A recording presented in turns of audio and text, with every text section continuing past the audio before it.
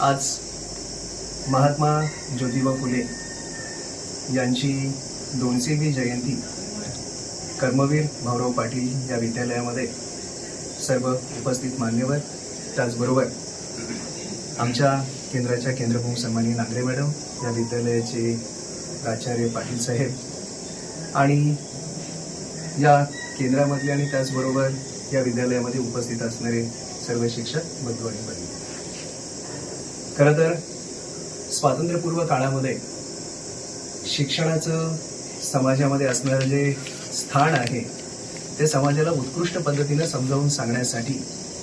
ज्या काही महनीय व्यक्तींनी प्रयत्न केले त्याच्यामध्ये अग्रगण्य असणारे महात्मा फुले आणि त्यांच्या सौभाग्यवती सावित्रीबाई फुले यांनी जे केलेलं कार्य आहे ते आजही स्वातंत्र्योत्तर काळामध्ये आपल्या सगळ्यांसाठी प्रेरक आणि प्रेरणादायी असं आहे. खरं तर आम्हा सर्वांना एक अभिमान आहे की हे फुले दाम्पत्य हे सातारा जिल्ह्यातलं आहे आणि आम्ही सगळे रहिवासी हे सातारा जिल्ह्यामधलेच आहोत.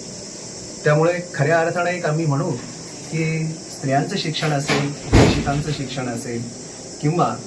मागासवर्गीय असणाऱ्या विद्यार्थ्यांचं शिक्षण असेल की ते हे केवळ आणि केवळ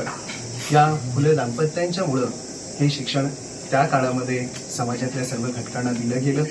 आणि त्यांच्या या शिक्षणाच्या माध्यमातूनच आज जो